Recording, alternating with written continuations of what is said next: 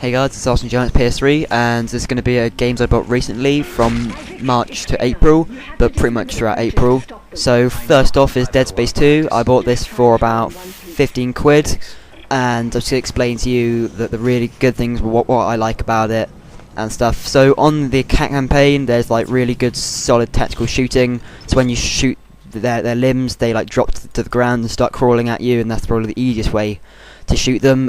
Graphically, it's a lot better than the original. The whole aspect of crawling through the whole spaceship kind of thing, space station, with loads of zombie necro morphs all around, is really creepy. And like when you're trying to go through the mission and you really need to get to this area in time, or just before the necromorphs get to you, you're like really trying to shoot them or trying to run away as quick as possible. That's pretty much straight away actually, but I won't give anything away. The online is kind of ordinary, kind of standard sort of thing really. It's kind of like Left 4 Dead, but not really as good. It's kind of like Singularity, if any of you have played that. There is some really good like settings to it. So for example, when you are on the campaign or even online, you have this sort of thing on your character which tells you how much health, how much ammo you have, so it makes it a really good stylish gameplay.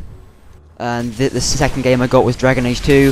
To get this one, I traded in some games like Bloodstone and Assassin's Creed, the original. So I went to the game shop and I got it for 40 quid because I had to get the online pass and stuff. Don't really know why I had to get the online pass. But I just say what I like about this one is that if you are comparing it to the original, there's been a lot of different opinion about it. Some people don't really like it because it's not as good as the original in some aspects, but if I'm comparing it to the original, I actually like it a lot more because the original was a bit too kind of large. I mean, I really do like the not online, the really large scale like corner for Fallout kind of thing, but Dragon Age kind of, you have to cut to certain areas, like you like travel to certain areas, whereas on this one, yeah, you still travel to areas, but it's a lot smaller, which is what I really like about it. It's got a really good speaking system like on Mass Effect 2, and what a lot of people were saying was the good thing about Dragon Age was it was very tactical. Like when you are fighting against the enemies, it's quite tactical. You can use your spells and magic. You can use one sort of warrior as a tank. That's what I use quite a lot.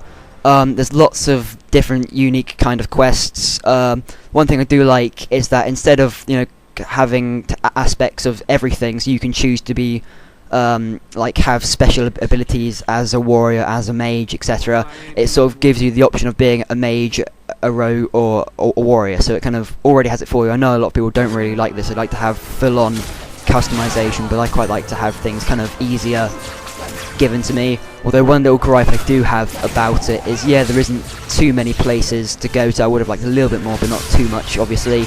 And also, other characters in the game, you do pick up a lot of weapons and armor, but you can't really give it to any other characters. It's only your character who can like have all this armor. So that's the one sort of gripe I have. Another game I got was Star Wars: The Force Unleashed 2. I got this for 22 quid. One thing that I do have, there are quite a few gripes I have with it, is the campaign is incredibly short compared to the original. You can complete this game on kind of easy to medium within about 5 to 6 hours kind of thing. Also, when you are travelling to different areas, on the original there was like loads of different areas you could fly into space, and you could go to the forests and stuff, to all sorts of areas, and this one there's about 3 or 4 different environments. There's not too much different about it. Also, the storyline, yeah, I wasn't so drawn into it. I still did enjoy it, but it wasn't as strong as the original. Also, there wasn't as much sort of like RPG sort of stuff. Like, you can't really make the decisions you could on the original. You could only sort of make one quite large decision at the end. I won't spoil it, but other than that, there wasn't any sort of decisions. But the good things I like about it was there was a good solid fighting engine. It incorporated using your lightsabers and such. The cutscenes are really great, and that also ties in well with the graphics, which are really good. and you know, on the original you had one lightsaber, you had two lightsabers, which you know, gives it different animations and such, and there's lots of different things on this one, but the one large gripe I have is the quite short campaign. And the last game I got was Homefront for 35 quid, around halfway through month of March. The thing I see this as is a great alternative to Call of Duty. It's basically like Call of Duty and Bad Company fused together.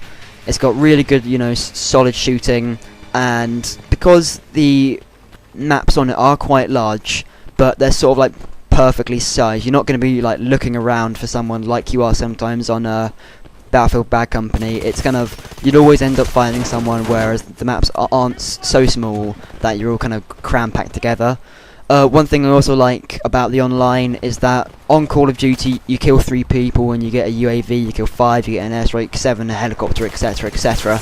Whereas on this, when you kill someone you get battle points, which then you can spend on getting such things as planes and helicopters and tanks, and then you can use them on the online.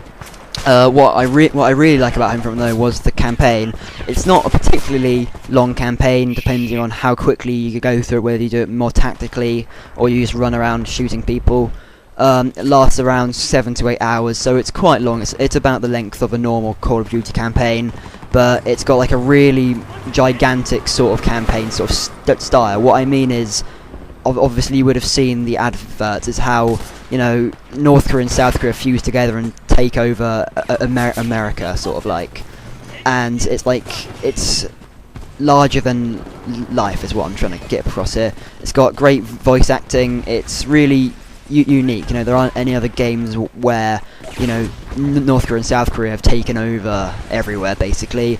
Although one bad thing there are about it is there are a number of complaints about the graphics of it. Obviously Call of Duty hasn't got the best graphics, but this one does have quite poor, and also without some downloadable content the online sort of lacks a bit, because there aren't enough guns on there. There's about 12 in total, and you have to unlock them quite far into it, which means for quite a lot of the levels you'll be using exactly the same weapons and such. But those are my games that I bought recently.